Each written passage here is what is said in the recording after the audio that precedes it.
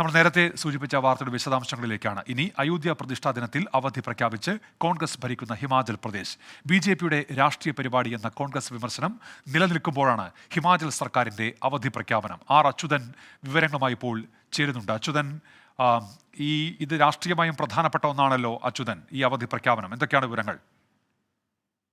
ഉന്മേഷ്, പ്രധാനമായിട്ടും കോൺഗ്രസിന്റെ ദേശീയ നേതൃത്വം ഉൾപ്പെടെ വിമർശിക്കുന്നത് ഈ അയോധ്യ പ്രാണപ്രതിഷ്ഠാ ചടങ്ങ് അത് BJPയുടെ ഒരു രാഷ്ട്രീയ പരിപാടിയായിട്ടാണ്. അതുകൊണ്ടാണ് പ്രതിപക്ഷം ഒന്നടങ്കം ആ ഒരു ചടങ്ങ് ബഹിഷ്കരിക്കുന്ന തരത്തിലേക്ക് ഒരു നിലപാടിലേക്ക് എത്തുന്നതും.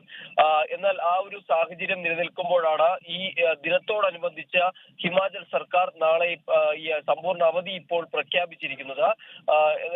കോൺഗ്രസ് ഭരിക്കുന്ന 3 സംസ്ഥാനങ്ങളിൽ ആദ്യ പ്രഖ്യാപനം അത് ഹിമാചൽ സർക്കാർ നടത്തിയിരിക്കുകയാണ്.